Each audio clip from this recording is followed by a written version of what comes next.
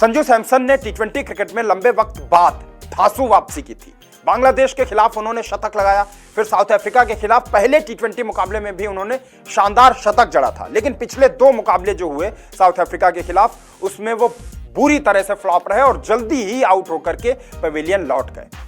जब पहले लगातार 2 शतक संजू सैमसन ने लगाए तो फैंस को लगा कि लगता है असली संजू सैमसन अब नजर आ रहा है। पहली बार संजू सैमसन का वो रूप इंटरनेशनल क्रिकेट में नजर आने लगा था जिसके लिए वो जाने जाते थे। कहा जाता था कि संजू सैमसन में काबिलियत बहुत है, लेकिन वो इंटरनेशनल क्रिकेट में प्रेशर में आ जाते हैं और खुद को साबित नहीं कर पाते हैं, डिलीवर नहीं कर पाते हैं। लेकिन साउथ अफ्रीका के खिलाफ तीसरे टी20 में वो खाता भी नहीं खोल सके और दूसरे टी20 में भी वो नाकाम रहे। अब फिर से सवाल उठने लगे हैं कि क्या संजू सैमसन सच में कंसिस्टेंट परफॉर्मेंस करने का मादा रखते हैं? 1-2 शतक आ जाना, 1-2 50 आ जाना बड़ी बात नहीं है। बड़ी बात यह है कि अब आप लगातार हर मैच में कंट्रीब्यूट करें। और संजू सैमसन को तो एक ओपनर के रूप में भी देखा जा रहा था लंबे समय के लिए। और इन 2 शतकों की बदौलत संजू सैमसन के फादर का एक वीडियो सोशल मीडिया पर वायरल हो रहा था, जिसमें वो संजू सैमसन को ज्यादा मौके न दिए जाने के लिए, संजू सैमसन को इंटरनेशनल क्रिकेट में लगातार नजरअंदाज करने के लिए धोनी और कोहली को दोषी ठहरा रहे थे, पूर्व भारतीय कप्तानों को दोषी ठहरा रहे हैं। संजू के पिता का जो स्टेटमेंट आया है उसमें उन्होंने MS धोनी, विराट कोहली, रोहित शर्मा और पूर्व हेड कोच राहुल द्रविड़ पर निशाना साधा और कहा कि इन्होंने 10 साल तक मेरे बेटे के करियर में उसके साथ नाइंसाफी की। ये संजू सैमसन के फादर का स्टेटमेंट है। वीडियो में वो साफ साफ ये बातें कह रहे हैं और उन्होंने बोला कि 2015 में डेब्यू करने के बाद सैमसन को कंसिस्टेंटली बेंच पर बिठाया गया और इन्हीं की लीडरशिप में, धोनी, कोहली और रोहित शर्मा की लीडरशिप में इन संजू सैमसन को लगातार बेंच पर बैठाया गया और उन्हें प्लेइंग 11 में पर्याप्त मौके नहीं दिए गए।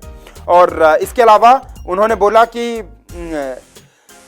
इन चारों इंडिविजुअल्स की वजह से हमारे बेटे का यानी संजू सैमसन का करियर अंधेरे में चला गया था, वो बैकफुट पर चले गए थे, उनको कॉन्फिडेंस पूरी तरह से उनका खत्म हो गया था। उन्होंने बोला ये चारों MS धोनी, विराट कोहली, रोहित शर्मा और राहुल द्रविड़ जो हेड कोच थे, इन चारों ने संजू को जो है वो नजरअंदाज किया और संजू ने लेकिन अपने हार्डवर्क से अपना स्थान हासिल कर लिया है। तो क्या 2 शतक लगा देने भर से उन्होंने टीम इंडिया में अपनी जगह पुख्ता कर ली है?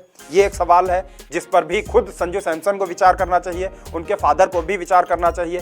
2015 में डेब्यू जरूर कर लिया था संजू सैमसन ने, लेकिन उन्हें कई मौके मिले और अहम मौकों पर संजू सैमसन फ्लॉप हो गए।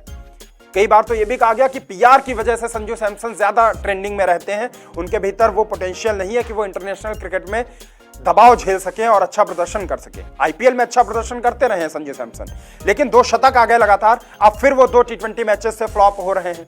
अब देखते हैं चौथे टी20 मुकाबले में संजू सैमसन अपनी प्रतिभा के अनुरूप बल्लेबाजी कर पाते हैं या नहीं। कहीं ये तीसरा भी बुरा मैच उनके लिए न साबित हो जाए, लगातार तीसरा बुरा मैच हो जाए, ऐसा न हो। उम्मीद करेंगे संजू सैमसन अच्छा कमबैक करेंगे चौथे टी20 मुकाबले में, ऐसी उम्मीद है। लेकिन आप संजू सैमसन के फादर के स्टेटमेंट से कितना सहमत हैं कि धोनी, कोहली, रोहित और द्रविड़ ने नजरअंदाज किया, संजू सैमसन को पर्याप्त मौके नहीं मिले, उन्हें बेंच पर बिठाया गया?